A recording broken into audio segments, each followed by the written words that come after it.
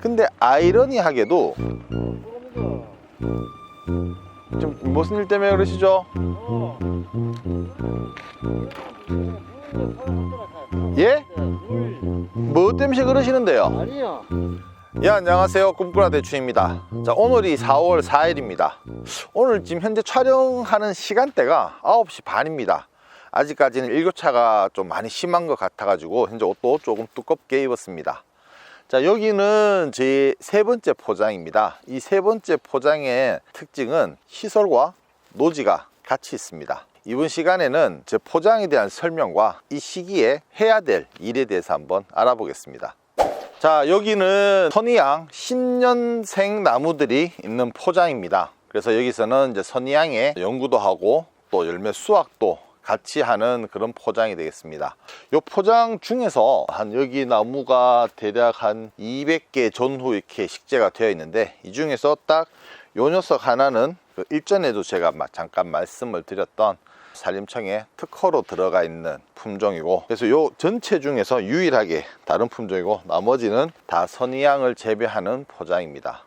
해서 지금 이제 어떠한 재배법이라든지 수영 이런 거에 대해서 같이 연구도 하고 또 실제 열매에 관해서도 수확도 하면서 포장을 관리하는 그런 곳이 되겠습니다.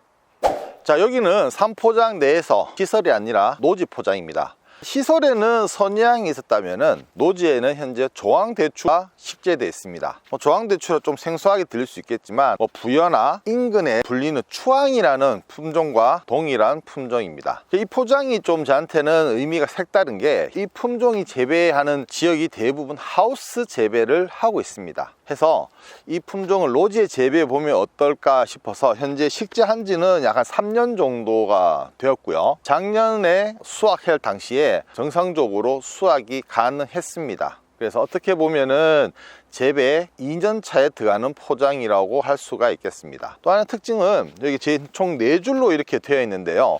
이 3줄은 저희 방식대로 전정 및 관리를 하고, 이쪽에 있는 나무들은 제가 아니라 저희가 동계 대추 교육을 하면서 교육에 참가했던 교육생 분들이 실제로 전정 실습을 했는 그런 라인이 되겠습니다. 보시면은 나무의 수형이 제각각입니다. 전국에서 교육생들이 오셔서 자기 지역에 또는 나의 농법에 맞게 전정을 했기 때문에 나무의 수형이 각각 좀 다를 수가 있습니다. 제 입장에서는 이제 어떤 수형이 노지에서 더 적합한지 알아볼 수 있는 이쪽 3줄도 중요하지만 이쪽 1줄도 매우 저희한테는 중요한 곳이라고 할 수 있겠습니다. 얘가 다 달라. 나무가. 얘 같은 경우에는 자, 설명해 줄게. 이 나무는 이게 길어. 격 가지가. 그리고 중앙이 있어. 그 특징 하나. 옆에 올까? 딱 봐도 짧지? 짧고 중앙이 있어. 세 번째, 길어. 첫 번째와 마찬가지로 길지만 첫 번째와 다른 건 중앙이 없어. 그래서 크게는 이 3개의 유형으로 해서 교육생분들이 여기서부터 자기 나름대로의 농법에 맞게끔 다양하게 되어 있지만, 크게는 이렇게 3개의 방법이 있지. 또 더 나누자면은 여기는 가지수가 4개. 하나, 둘, 셋, 넷. 여기는 하나, 둘, 셋, 넷, 다섯, 여섯. 여기는 5. 그리고 혜인씨 앞에 있는 건 몇 개야 봐봐. 거기도 7개가 돼야지. 다 다르다는 거야. 예, 여기 산포장은 다른 포장과 다르게 관정이 안 박혀 있습니다. 어떻게 보면 관정을 바꿀 수 없었다라고 말씀드릴 수가 있는데, 그 이유가 뭐냐면 여기 지하수에는 철분기가 상당히 높습니다. 그래서 초기에 관정을 통해서 관수를 했을 경우에 철분기가 많다 보니까 많은 나무들이 죽었습니다. 해서 지금은 이 농로 통해서 수로물을 이렇게 받아 쓰고 있습니다. 수로에서 양수기를 통해서 이렇게 물이 올라오고 그 물이 현재 포장으로 공급이 되는 방식이고, 농로물을 바로 쓰다 보니까 이 밑에 점적이 아니라 분소수 타입으로 되어 있습니다. 그게 이 포장의 특징이라면 특징인데, 그 중에서도 이 나무는 좀 더 특별합니다. 물을 당겨서 소켓을 이용해서 공급을 하는데, 이 소켓이 여기에 몰려 있다 보니까 여기는 항상 수분이 많습니다. 이런 호수를 이용해서 연결을 하다 보니까 이 물이 조금씩 새는 경향이 어쩔 수 없이 발생을 하는데, 그 중에서도 여기 같은 경우에는 항상 물이 많이 고이는데, 근데 아이러니하게도 좀 무슨 일 때문에 그러시죠? 예? 뭐 때문에 그러시는데요? 아니요.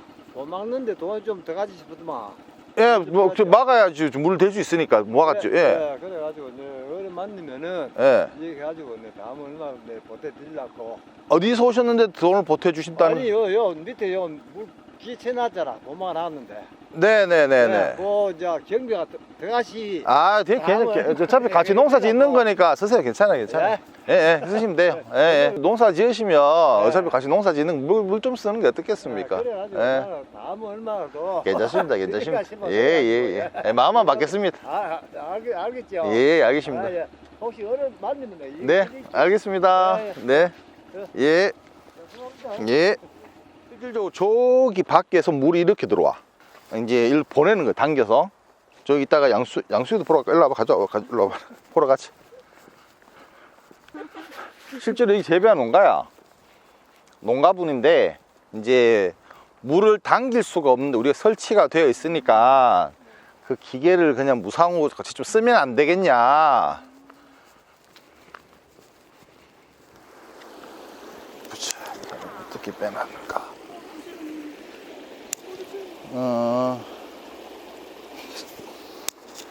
이 사람은 말한 건 뭐냐면, 여기 뭐 처리돼 있잖아, 그지? 이거 우리가 있어. 여기 지금 물이 여기 이렇게 댐 역할을 하잖아, 그지? 이게 우리가 설치했거든. 그러니까 이게 없으면 이게 물이 다 저렇게 흘러내려가면 물이 저장이 안 되니까 빠르게 당길 수가 없잖아. 그러니까 이거 하니까 자기가 요거 이 만든 비용을 좀 부담을 하겠다, 그렇게 말을 하는 거야. 그래서 이제 이 사람 하나 만들어 놨네. 이렇게 멋있게 멋있게 해놨네. 자, 여기고 여기서 물 당겨. 네, 이런 기계를 이용해서 물을 당겨서 그 물이 이제 저까지 가는 거지. 물이 이렇게 와서 여기서 양갈래로 퍼지는 거야.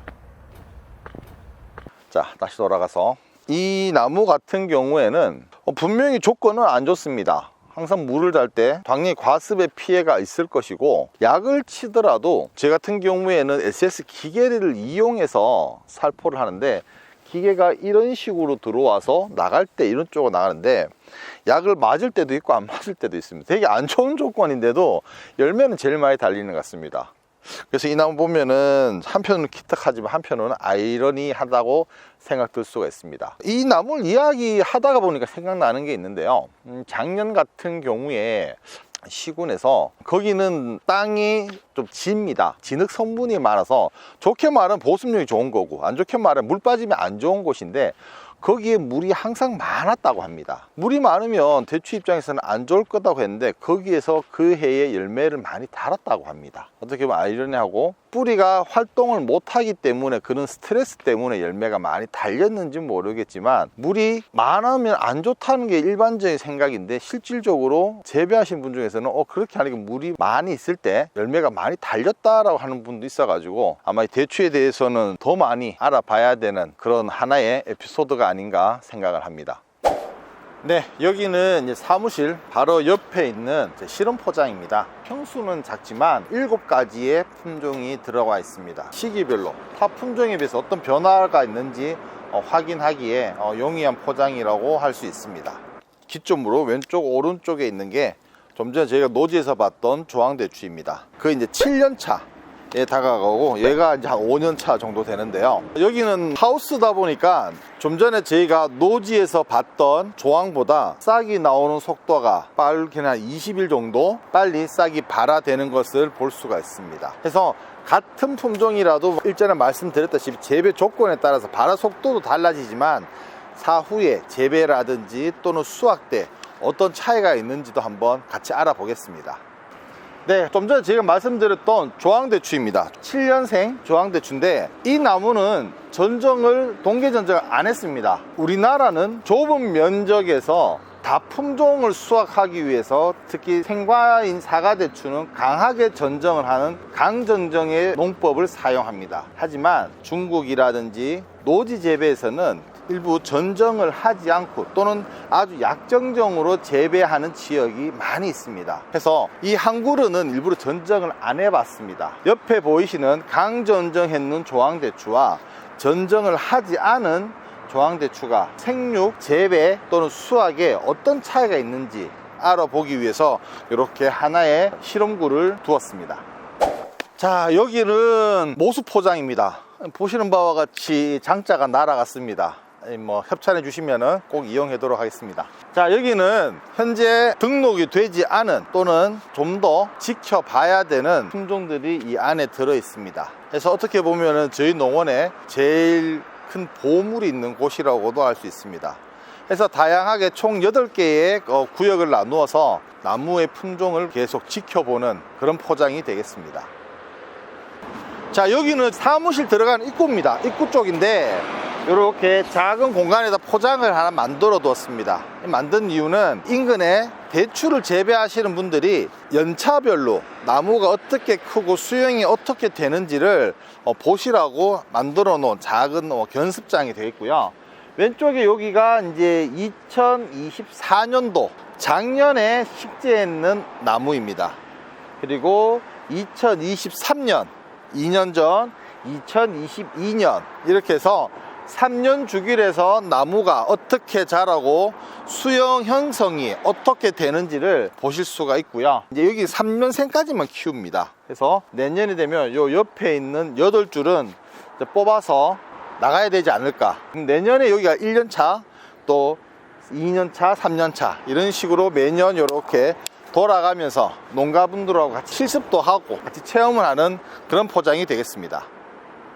지금 포장 내에서 하우스도 마찬가지겠네요. 지금쯤 보면은 냉이 꽃대가 많이 올라와 있을 겁니다. 제가 이제 올라와서 제초제를 살포해서 잡은 상태인데요. 제초 작업을 하지 않은 냉이 꽃대를 보면은 꽃대 상단부에 목화진딧물이 보이실 겁니다. 꽃대가 까맣게 변했다면 자세히 보면 목화진딧물이 있을 겁니다. 목화진딧물 딱 이 시기에 나타납니다. 어떻게 보면은 작년보다 조금 늦었어요. 원래 날씨는 추워서 그런가 활동 시기가 조금 딜레이 된 것 같은데 냉이 꽃대에서 보면은 목화진딧물이 쉽게 발견되는 거 보면 이제 앞으로 왕성하게 활동을 하지 않을까 싶습니다.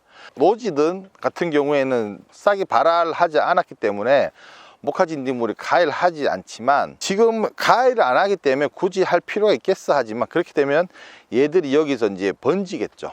그렇게 되면 원래 진딧물 방제하는데 애를 먹을 수가 있기 때문에 내 주변에 제초 작업 한번 해주시는 건 어떨까 싶습니다. 오늘 간단하게 저희 한 2군데 정도 3번 포장과 제 사무실 포장에 대해 잠깐 말씀을 드렸습니다. 이전에는 영상을 찍을 때 어떠한 정보 전달을 해드려야겠다는 강박관념 영상을 찍다 보니까 좀 횟수라든지 아니면 그런 게 조금 적었던 게 사실인데 이번에 교육생 중에 한 분이 제가 농사 짓는 거에 대해서 그냥 일상적으로 좋으니까 그런 영상이 좀 올라왔으면 좋겠다라는 의견을 주셔서 그분 의견에 따라서 한번 이렇게 좀 한편으로는 편안하면서도 한편으로는 이게 다르다 보니까 좀 어색한 것 같습니다. 다음 영상은 아마 이제 노지 싹이 나오게 되면은 노지 병해충 방제에 관련된 영상을 올릴 것 같습니다. 일교차가 많이 심합니다. 환절기 감기 조심하시고 올해 같이 대박 농사 이루시길 바라겠습니다. 이상 꿈꾸라 대추였습니다. 감사합니다.